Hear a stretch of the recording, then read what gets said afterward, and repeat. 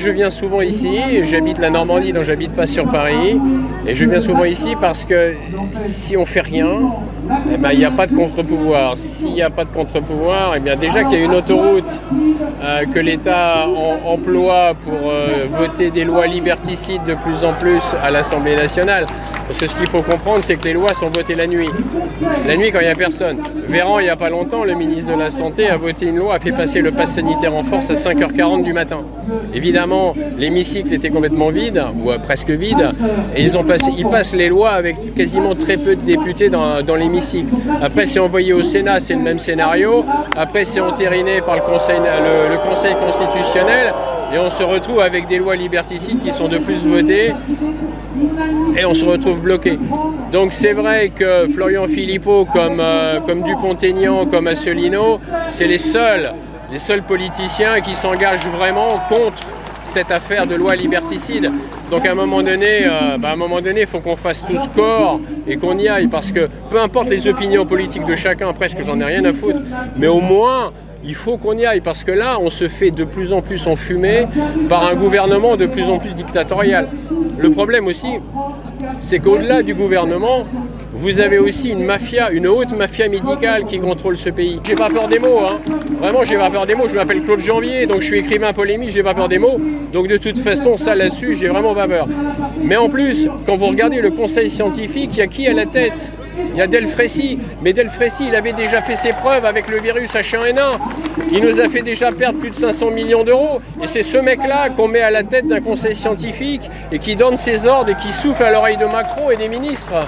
Après, vous avez Santé publique France, il y a 625 agents.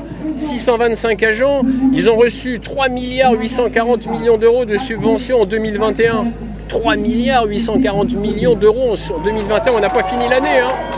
Tout ça pour pondre des rapports alarmants tous les jours, mensongers, soporifiques, et pondre des affiches anti-Covid. Vous savez, les affiches passe sanitaire, machin, etc. Non mais attendez, on est où là ? Et l'année dernière, Santé publique France avait déjà touché 840 millions d'euros. Vous voyez l'idée un peu. Et en dessous, vous avez les agences régionales de santé, où vous avez peu ou prou 10 000 mecs qui bossent, mais on est environné de technocrates dont le seul boulot, c'est de pondre des rapports alarmants, mensongers tous les jours. Donc on est dans une société de dingue, avec un gouvernement de dingue, une haute mafia médicale pourrie jusqu'à l'os, parce que subventionnée par les laboratoires pharmaceutiques, tout comme Karine Lacombe, Gilbert Deray, les grands profs, là, ils touchent. Et en dessous, vous avez les technocrates qui bombardent sans arrêt de rapports soporifiques, alarmants et mensongers. Donc il faut s'en sortir, il faut être dans la rue, là. Là, il faut y aller, là. Donc finalement, en fait, pour vous, les élites, les représentants aussi, sénateurs, députés, ne représentent plus les intérêts du peuple français. Écoutez, déjà, les trois quarts de l'hémicycle, ils sont déjà pro-Macron, donc de toute façon, ils ne vont pas aller contre. Quand il y a des décisions graves comme ça, ils ne sont pas là.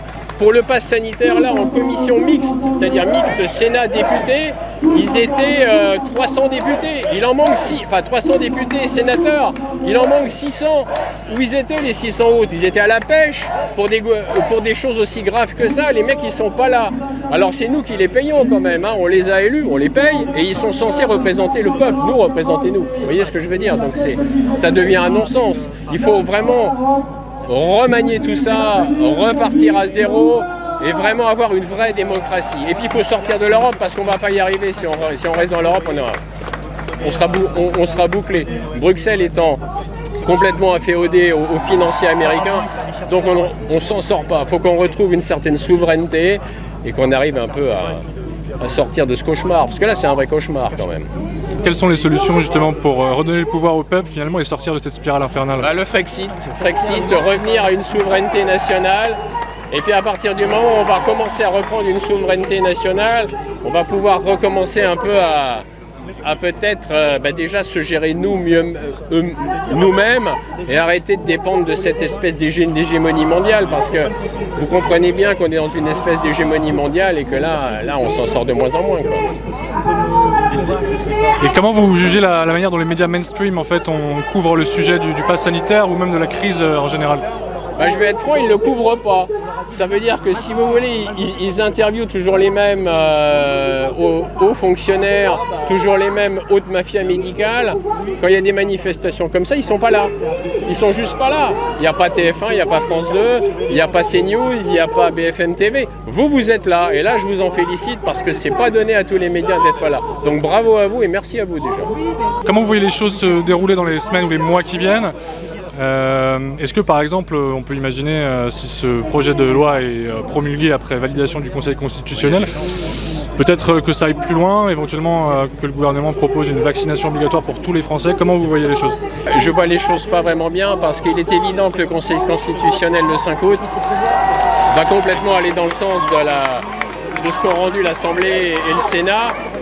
Donc on arrive dans quelque chose de très difficile parce que c'est un peu dans les tuyaux. Apparemment Castex, le Premier ministre, voudrait rendre la vaccination obligatoire en France jusqu'à fin septembre 2021. Et là on va se retrouver vraiment dans une impasse parce que il faut vraiment que... Alors je ne sais pas quoi vous dire, je ne vais pas vous dire qu'il faut faire une révolution armée parce que tout le monde va me sauter dessus et dire « Ah !» Mais effectivement, en plus une révolution armée, c'est pas bon. Mais il faut qu'on soit vraiment dans les rues tous, vraiment en révolution pacifique. Parce que si on est 5 millions dans les rues en révolution pacifique, vraiment, là ça va commencer à bouger quoi. Parce que c'est pas possible. Plus on est nombreux, plus ça bouge. Toujours pareil en Pacifique, c'est parfait. Mais il faudrait qu'on soit à 5-10 millions dans la rue quoi. Et il faut qu'on pousse parce que...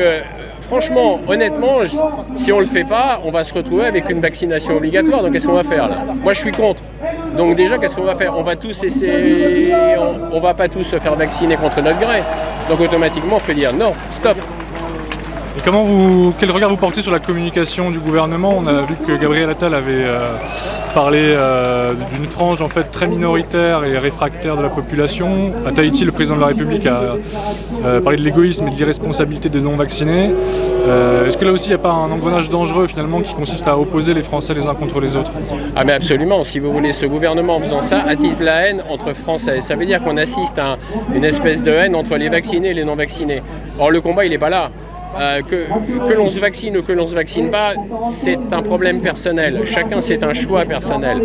C'est justement ça. Le gouvernement, c'est très fielleux, voyez-vous. Il essaye Et on le voit bien. J'ai malheureusement des amis, ils sont en couple avec des enfants, ils se chiquent parce que les enfants voudraient se faire vacciner ou les parents ne veulent pas et vice-versa. Enfin, je veux dire, on est dans une situation totalement cauchemardesque, quoi. En plus, Macron à Tahiti me fait bien rigoler parce que avec son histoire de « Oh oui, les anti-vax, c'est pas sympa et tout ». Oui, sauf qu'à Tahiti, entre 66 et 74, il y a eu des essais atomiques. Je le sais, j'ai fait mon service à l'époque.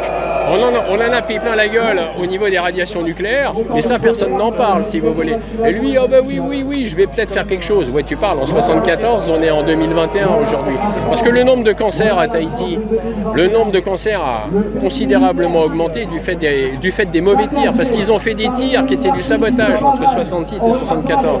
Je le sais, parce qu'en 74, j'étais là-bas, moi. Donc j'ai fait mon service là-bas et on s'est pris des radiations nucléaires, à notre insu, bien sûr. Bon, moi, ça va, pour l'instant, j'ai pas eu trop de séquelles.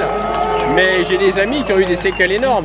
Donc si vous voulez, c'est bien, avant de nous faire la morale, qu'ils fassent le ménage un peu, qu'ils fassent le ménage et ça sera très bien déjà. Pour conclure, est-ce que finalement il y a aussi peut-être des choses positives à tirer de cette crise, des leçons positives qui peuvent nous aider à nous élever sur le plan collectif ou individuel ?